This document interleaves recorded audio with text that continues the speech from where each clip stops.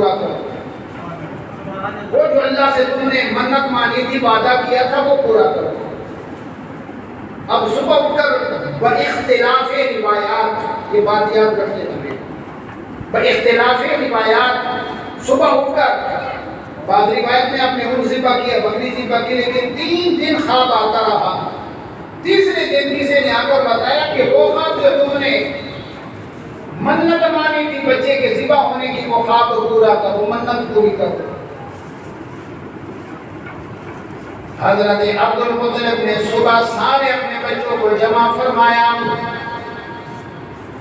10 کے 10 بچوں کو جمع فرمایا میں نے اللہ سے عہد کیا تھا کہ اگر اللہ کریم مجھے 10 بیٹے عطا کر دے اور سب کے سب جوان ہو جائیں تو میں ایک بچے کو اللہ کی رضا پر ذبح کر دوں گا، بتاؤ تمہاری کیا رضا ہے؟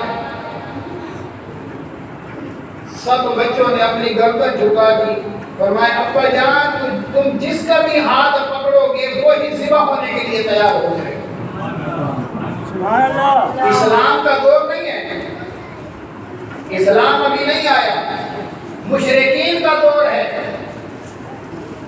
لیکن بچوں کی فرمانبرداری کا عالم دیکھیں، سرداریاں ایسے نہیں مل جاتی۔ فرمایا ابا تو جس پر بھی ہاتھ رکھے گا وہ ذبح ہونے کے لیے تیار ہے۔ ہمارے بچے تو پانی پلانے کے لیے تیار نہیں ہوتے، ان کا بس چلے تو ہمیں گھروں سے نکالتے۔ 8 10 بچے ایک ماں باپ جوان کرتے ہیں، تعلیم دیتے ہیں، ہنر سکھاتے ہیں، شادیاں کرتے ہیں، اور یہ خبیث اور نالائق 10 مل کر ایک ماں باپ کی پرورش نہیں کر سکتے۔ ان کی فرمانبرداری کا بھی تو عالم دیکھو گے۔ آپ نے فرمایا ایسے نہیں، میں قرہ ڈال دوں گا۔ قرہ ڈالا گیا اور سب سے چھوٹے بیٹے جو تھے وہ حضرت عبداللہ تھے، اور اس حضرت عبداللہ کے بارے میں آتا ہے کہ پورا اہل عرب، پورا مکہ اور مکہ کے سردار مرد و خواتین حضرت عبداللہ سے جان سے زیادہ پیار کرتے تھے۔ حضرت عبد المطلب سے اختلافات بھی تھے، لیکن اختلافات کے باوجود بھی بھوکے لوگ حضرت عبداللہ کو دیکھتے تو ان کی بھوک ختم ہو جاتی تھی۔ حسن و جمال کا یہ عالم، اور ان کو گفتگو کے اوپر ملکہ حاصل تھی۔ وہ جس سے بھی گفتگو کرتے اس انداز میں کرتے کہ وہ سارے الفاظ ان کے سینوں کے اندر اتر جایا کرتے تھے۔ حسن و جمال کا یہ عالم تھا کہ عورتیں دیکھ کر اور بے ہوش بھی ہو جاتی تھی اور نکاح کا پیغام بھی دیتی تھی۔ کردار میں، گفتار میں، طاقت میں، حسن و جمال میں، کائنات میں اس وقت حضرت عبداللہ سے نہ کوئی زیادہ حسین تھا، نہ اخلاق میں کوئی اعلیٰ تھا، نہ کردار میں اعلیٰ تھا۔ سبحان اللہ۔ اب قرہ ڈالا گیا، اب جب قرہ ڈالا گیا تو قرہ حضرت عبداللہ کے نام پر نکل آیا۔ پورے مکہ میں یہ بات پھیل گئی کہ حضرت عبداللہ کے نام کا قرہ نکل آیا اور حضرت عبد المطلب اسے ذبح کر دی۔ سارے عرب کے سردار جمع ہو گئے، انہوں نے کہا توجہ کریں کہ اے عبد المطلب یہ کام تو مجھے ہم نہیں کرنے دیں، تمہیں اختلاف ہے ہمارے ساتھ، ہمیں تمہارے ساتھ، لیکن اتنا حسین و جمیل بیٹا، اتنا حسن و جمال والا، اتنا بااخلاق بچہ تجھے ہم ذبح کرتے ہیں، یہ ذبح کرنے نہیں دیں۔ بات بہت بڑھ گئی۔ حضرت عبد المطلب نے کہا کہ میرے بچے کا نام کا قرہ نکلا ہے، چھری ہاتھ میں اٹھائی، میں اسے ذبح کروں گا اللہ کے ساتھ۔ آخر فیصلہ یہ ہوا کہ چلتے ہیں نجران میں یا خیبر کے اندر ایک کہنا رہتی ہے، نجومی ٹائپ کہنا، اس سے جا کر فیصلہ کرواتے ہیں، دیکھتے ہیں کہ وہ کس پر حضرت عبد المطلب راضی ہو گئے۔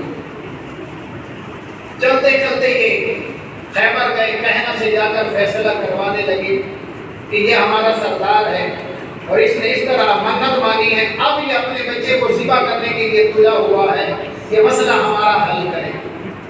اس کہنا نے بھی بڑا عجیب فیصلہ کیا جس پر یہ سارے عرب کے سردار راضی ہو گئے۔ اس نے فیصلہ یہ کیا، یہ بتاؤ کہ تمہارے ہاں اگر کسی کا قتل ہو جائے تو اس کی دیت کتنی دی جاتی ہے؟ مقتول کے ورثاء دیت کتنی لیتے ہیں؟ تو انہوں نے کہا 10 اونٹ۔ 10 اونٹ دیت ہے قتل کی، تو قاضی فیصلہ اس کا یہ ہے کہ تم پورا ڈالو، ایک پرچی پر لکھو حضرت عبداللہ بن عبد المطلب، اور دوسری پرچی پہ 10 اونٹ لکھو، پورا ڈالو۔ اگر نکل آئے اونٹوں کا نام تو پھر دوبارہ پورا ڈالو اور 10 اونٹ بڑھا دو۔ پھر بھی اگر حضرت عبداللہ کا نام نکلے پھر 10 اونٹ بڑھا کر پھر پورا ڈالو، پھر اس طرح اس بات پر وہ راضی ہو۔ اب جب مکے کے اندر آئے تو مکے کے اندر ایک عجیب کھیل اور تماشا لگ گئے، پورا عرب امت آیا، پورے سردار جمع ہو گئے، پورا ڈالا جا رہا ہے، وہاں کاغذ کا پورا نہیں تھا، تیروں کے ذریعے پورا ڈالا کرتے۔ حضرت عبد المطلب نے اپنے 100 اونٹ صفا پہاڑی کے اوپر کھڑے کر دیے، سرخ اونٹ صفا پہاڑی کے اوپر کھڑے کر دیے، ادھر پورا ڈالا گیا، ایک تیر کے اوپر لکھا گیا عبداللہ اور دوسرے تیر پر لکھے گئے 10 اونٹ۔ جب قرہ ڈالا گیا، تیر پھینکا گیا تو وہ قرہ حضرت عبداللہ کے نام پر نکلا، حضرت عبد المطلب نے 10 اونٹ سیٹ پہ کر دی۔